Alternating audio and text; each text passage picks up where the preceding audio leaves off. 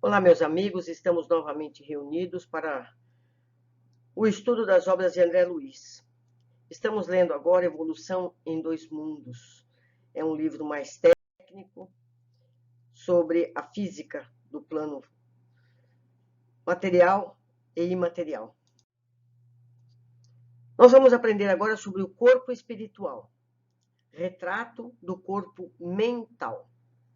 Para definirmos, de alguma sorte, o corpo espiritual, é preciso considerar, antes de tudo, que ele não é reflexo do corpo físico, porque, na realidade, é o corpo físico que o reflete, tanto quanto ele próprio, o corpo espiritual retrata em si o corpo mental, que lhe preside a formação.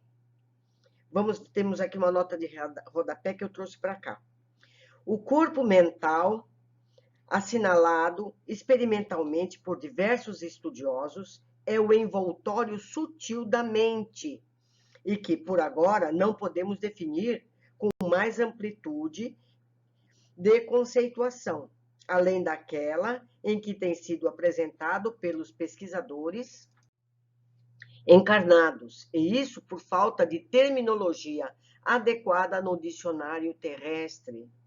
Então, o que a gente percebe? Que existem características que nós não conseguimos entender ainda.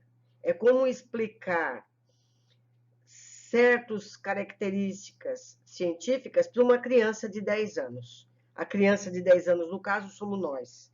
A gente não tem como entender ainda certos detalhes da concepção do nosso próprio físico e espírito. Mas, continuando. Do ponto de vista da constituição e função, em que se caracteriza na esfera imediata ao trabalho do homem, após a morte, é o corpo espiritual o veículo físico por excelência, com sua estrutura eletromagnética, algo modificado no que tange aos fenômenos genésicos e nutritivos, de acordo, porém, com as aquisições da mente que o maneja. Então, o corpo, vamos dizer, espiritual, é ele que dá forma ao corpo material, e ele é ligeiramente diferente do ponto de vista eletromagnético, algo modificado, principalmente na parte genética e nutritiva, certo? Todas as alterações que apresenta depois do estágio berço-túmulo, durante a parte física, que a gente está aqui encarnado, verificam-se na base da conduta espiritual da criatura, que se despede do arcabouço terrestre para continuar a jornada evolutiva. Ou seja, trocando em miúdos, esse nosso corpo espiritual depende muito do nosso comportamento enquanto encarnados, porque o nosso comportamento faz modificações, assinala doenças, traumas, mutilações no corpo perispiritual. Nos domínios da experiência, ou seja, aquilo que você experiencia durante a tua vida encarnada se reflete no perispírito.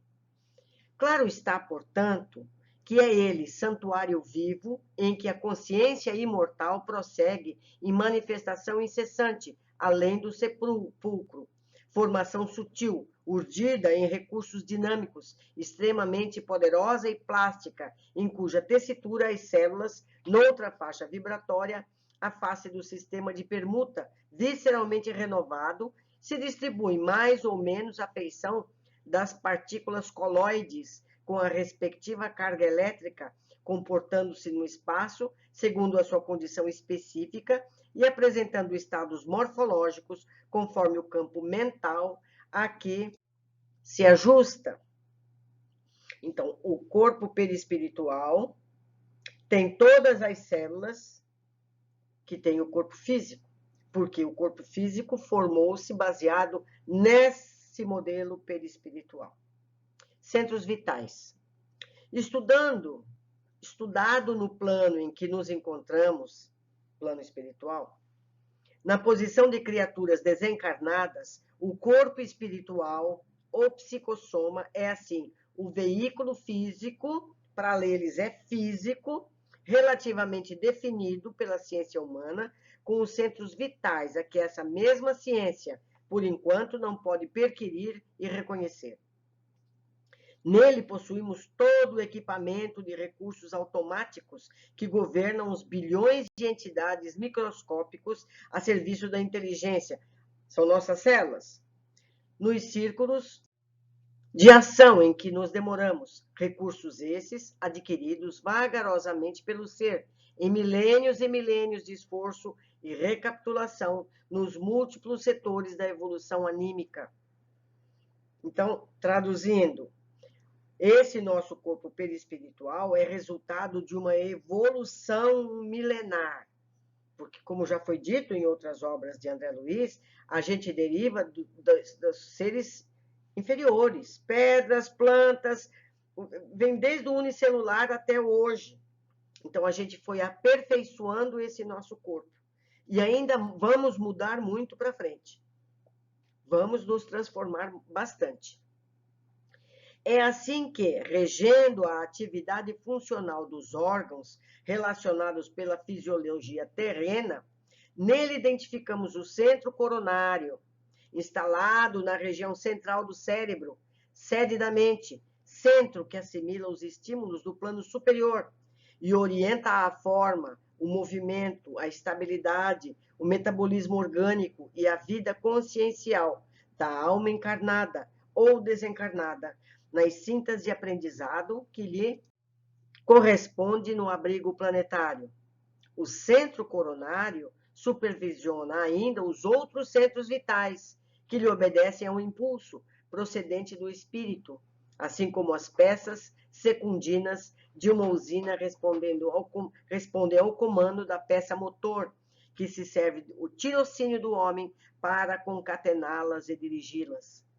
Desses centros secundários, entrelaçados no psicossoma e, consequentemente, no corpo físico, por redes plexiformes, destacamos o centro cerebral, contíguo ou coronário, com influência decisiva sobre os demais, governando o córtex encefálico, sustentação dos sentidos, marcando a atividade das glândulas endocrínicas e administrando o sistema nervoso em toda a sua organização, coordenação, atividade e mecanismo, desde os neurônios sensitivos até as células afetoras, o centro laríngeo, controlando notadamente a respiração e a fonação, o centro cardíaco, dirigindo a emotividade, a circulação das forças de base, o centro esplênico, determinando todas as atividades em que se exprime o sistema hemático, dentro das variações de meio e volume sanguíneo, o centro gástrico, responsabilizando-se pela digestão e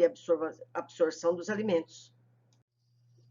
Alimentos densos ou menos densos que, de qualquer modo, representam concentrados fluídicos penetrando-nos a organização e o centro genésico, guiando a modelagem de novas formas entre os homens ou estabelecimento de estímulos criadores com vistas ao trabalho, à associação e à realização entre as almas. Depois do centro coronário, temos particularmente no centro coronário o ponto de interação entre as forças determinantes do espírito e as forças fisiopsicossomáticas organizadas. Dele parte, desse modo, a corrente de energia vitalizante, formada de estímulos espirituais com ação difusível sobre a matéria mental que o envolve, transmitindo aos demais centros da alma os reflexos vivos de nossos sentimentos, ideias e ações, tanto quanto esses mesmos centros, interdependentes entre si, imprimem semelhantes reflexos aos órgãos e demais implementos de nossa constituição particular, plasmando em nós próprios os efeitos agradáveis ou desagradáveis de nossa influência e conduta. A mente elabora as criações que lhe fluem da vontade, apropriando-se dos elementos que a circundam, e o centro coronário incumbe-se automaticamente de fixar a natureza da responsabilidade que lhes diga respeito, marcando no próprio ser as consequências felizes ou infelizes de sua movimentação consciencial no campo do destino. Estrutura mental das células. É importante considerar, todavia, que nós, os desencarnados, na esfera que nos é própria, estudamos presentemente a estrutura mental das células. Eu vou falar de novo. A estrutura mental das células, de modo a iniciarmos-nos em aprendizado superior, com mais amplitude de conhecimento acerca dos fluidos que nos integram o clima de manifestação, todos eles de origem mental, todos entretecidos na essência da matéria primária ou hausto corpuscular de Deus, de que se compõe a base do universo infinito. Então, cada célula é um ser. Nós vamos aprofundar. Centros vitais e células. São os centros vitais, fulcros energéticos, que, sob a direção automática da alma, imprimem às células a especialização extrema, pela qual o homem possui no corpo denso e detemos todos no corpo espiritual em recursos equivalentes. As células que produzem fosfato e carbonato de cálcio para a construção dos ossos, as que se distinguem para a recobertura do intestino, as que desempenham complexas funções químicas do fígado, as que se transformam em filtros do sangue na intimidade dos rins e outras tantas que se ocupam do fabrico de substâncias indispensáveis à conservação, à defesa da vida, nas glândulas, nos tecidos, nos órgãos que nos constituem o cosmo vivo de manifestação. Essas células que obedecem às ordens do espírito, as células obedecem às ordens do espírito, diferenciando-se e adaptando-se às condições por ele criadas, procedem do elemento primitivo comum, de que todos provimos em laboriosa marcha no decurso de milênios, desde o seio tépido do oceano, como eu já disse, a gente começou lá unicelular, quando as formações protoplásmicas nos lastrearam as manifestações primeiras. Tanto quanto a célula individual, a personalizar-se na ameba, ser unicelular, que reclama ambiente próprio e nutrição adequada para crescer e reproduzir-se, garantindo a sobrevivência da espécie no oceano em que respira. Os bilhões de células que nos servem do veículo de expressão, agora domesticadas, na sua quase totalidade, em funções exclusivas, necessitam de substâncias especiais, água, oxigênio, canais de exoneração excretória, para se multiplicarem no trabalho específico que o nosso espírito lhes traça, encontrando, porém, esse clima que lhes é indispensável na estrutura aquosa de nossa constituição fisiopsicossomática e expressar-se nos líquidos extracelulares, formando pelo líquido intersticial e pelo plasma sanguíneo. Historização dos centros vitais. Observando o corpo espiritual ou psicossoma desse modo, em nossa rápida síntese, como veículo eletromagnético, qual o próprio corpo físico vulgar, reconhecemos facilmente que, como acontece na exteriorização da sensibilidade dos encarnados, operada pelos magnetizadores comuns, os centros vitais a que nos referimos são também exteriorizáveis, quando a criatura se encontre no campo da encarnação. Fenômeno esse a que atendem habitualmente os médicos e enfermeiros desencarnados durante o sono vulgar, no auxílio a doentes físicos de todas as latitudes da Terra, plasmando renovações e transformações no comportamento celular, mediante intervenções no corpo espiritual, segundo a lei do merecimento. Recursos esses que se popularizarão na medicina terrestre no grande futuro. Então, o que ele está dizendo?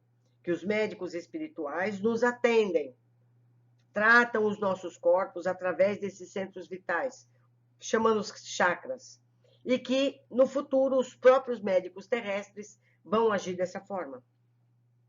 Corpo espiritual depois da morte. Em suma, o psicossoma é ainda corpo de duração variável. O perispírito. O psicossoma é ainda corpo de duração variável. não é permanente. Segundo o equilíbrio emotivo e o avanço cultural daqueles que o governam, que o espírito está mais dentro, certo? Além do carro fisiológico, apresentando algumas transformações fundamentais depois da morte carnal, principalmente no centro gástrico, pela diferenciação dos alimentos de que se provê, e no centro genésico, quando há sublimação do amor, na comunhão das almas que se reúnem no matrimônio divino das próprias forças, gerando novas fórmulas de aperfeiçoamento e progresso para o reino do espírito. Entenderam? Eu vou ler outra vez. Depois da morte carnal, principalmente no centro gástrico, pela diferenciação dos alimentos de que se provê, a alimentação lá também é sutil, e no centro genésico, sexual, quando há sublimação do amor, na comunhão das almas que se reúnem no matrimônio. Matrimônio no plano espiritual. Matrimônio divino, das próprias forças, unem-se, gerando novas fórmulas de aperfeiçoamento e progresso para o reino do espírito. Esse corpo que evolve e se aprimora nas experiências de ação e reação no plano terrestre e nas regiões espirituais, que lhe são fronteiriças, é suscetível de sofrer alterações múltiplas com alicerces de adinamia proveniente de nossa queda mental no remorso, ou na hiperdinamia imposta pelos declínios da imaginação, a se responsabilizarem por disfunções inúmeras da alma. Nascida do estado de hipo e hipertensão no movimento circulatório das forças que lhe mantém um organismo sutil e pode também desgastar-se na esfera imediata à esfera física, para nela se refazer através do renascimento, segundo o molde mental pré-existente, ou ainda restringir-se a fim de se reconstituir de novo no vaso uterino, para a recapitulação dos ensinamentos e experiências que se mostre necessitado, de acordo com as falhas da consciência perante a lei. O que ele está dizendo aqui? Ele está dizendo, em poucas palavras, de forma teórica, o que nós vimos nos livros todos, que o perispírito é plástico, ele se modela, e ele se modela baseado nos nossos pensamentos, nas nossas ações, na nossa situação mental, emocional. Então, a gente pode se mutilar, a gente pode se expandir, a gente pode reprimir, não é verdade? E essas doenças podem ser resolvidas no vaso uterino, quando reencarna. Então, o que ele está dizendo aqui, nós lemos em fatos práticos, em várias obras de André Luiz. Nessa última, na anterior, ação e reação, nós não vimos as formas dissolvidas, sem rosto, não vimos? Os ovoides, é isso que ele está se referindo. Outros aspectos do psicossoma examinaremos quanto as circunstâncias nos induzam a apreciar-lhe o comportamento nas regiões espirituais vizinhas da Terra, dentro das sociedades afins, em que as almas se reúnem conforme os ideais e as tarefas nobres que abraçam, ou segundo as culpas dilacerantes ou tendências inferiores em que se sintonizam. Tudo isso modifica a situação do perispírito, geralmente preparando novos eventos alusivos às necessidades e problemas que lhes são peculiares nos domínios da reencarnação imprescindível. Pedro Leopoldo, 19 de janeiro de 1958. E passa a ambulância. Então, o que nós estamos vendo nesses capítulos é uma forma teórica de tudo que nós vimos na prática nos livros anteriores. Então, é uma forma, digamos, acadêmica, uma forma culta de explicar tudo que nós já vimos, certo? Então, eu espero vocês no próximo capítulo, para que a gente possa continuar conceituando tudo o que a gente viu na prática. Um abraço e até o próximo.